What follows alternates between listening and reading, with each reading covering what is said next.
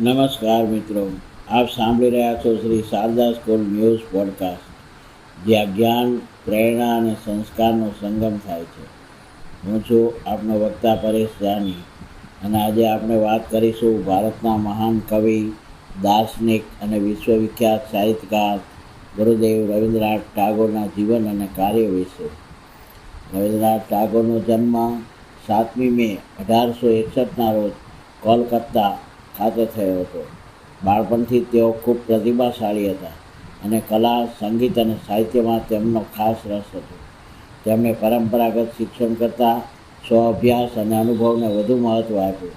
તેમના વિચારોમાં સ્વતંત્રતા, પ્રકૃતિ પ્રેમ અને માનવતા સ્પષ્ટ રીતે ઝળહળી ઉઠે છે. ટાગોરે કવિતા, નવલકથા, નાટક અને ગીતો દ્વારા વિશ્વને અણમોલ વારસો આપ્યો.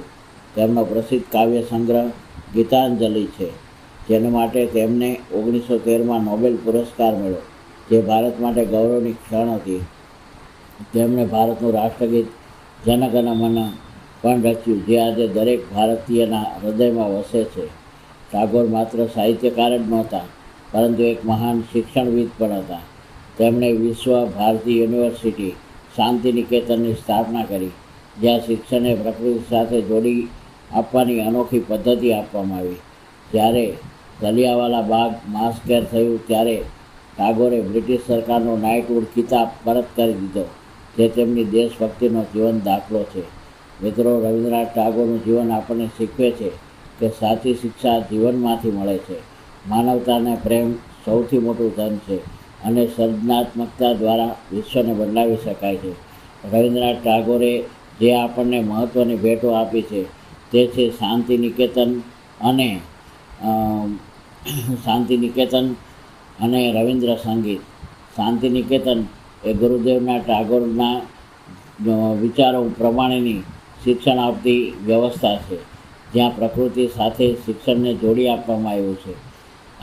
આપણે જોઈએ છીએ કે રવિન્દ્રનાથ ટાગોરે વિશ્વ ભારતી યુનિવર્સિટી શાંતિ નિકેતનની સ્થાપના કરી હતી. અહીં શિક્ષણ માત્ર પુસ્તકો સુધી મર્યાદિત નથી, પરંતુ પ્રકૃતિ સાથેનું જોડાણ, કલા, સંગીત અને સાહિત્યનો વિકાસ છે. માનવતાવાદી વિચારધારા, આ બધાનું સંકલન એટલે શાંતિ નિકેતન. ટાગોર માનતા હતા કે સાચું શિક્ષણ કુદરતની વચ્ચે અને સ્વતંત્ર વાતાવરણમાં મળે છે. રવિન્દ્ર સંગીત એટલે ટાગોર દ્વારા રચાયેલા ગીતો. આ ગીતોમાં પ્રકૃતિ પ્રેમ, આધ્યાત્મિકતા, માનવતા, દેશપ્રેમનો સુંદર સમન્વય જોવા મળે છે. આ ગીતો બંગાળી સંસ્કૃતિનો અવિભાજ્ય અંગ છે. શાંતિ નિકેતનમાં રવિન્દ્ર સંગીતને વિશેષ સ્થાન આપવામાં આવે છે. આ વિદ્યાર્થીઓને સંગીત દ્વારા શિક્ષણ આપવામાં આવે છે. પ્રકૃતિની વચ્ચે બેસીને ગીતો ગવાય છે. દરેક ઉત્સવ અને કાર્યક્રમમાં રવિન્દ્ર સંગીત મુખ્ય ભાગ હોય છે. એટલે કે શાંતિ નિકેતન માત્ર શાળા નથી, તે ટાગોરના વિચાર અને રવિન્દ્ર સંગીતનો જીવંત કેન્દ્ર છે. રવિન્દ્ર સંગીત ટાગોરના હૃદયની લાગણીઓનું પ્રતિબિંબ છે.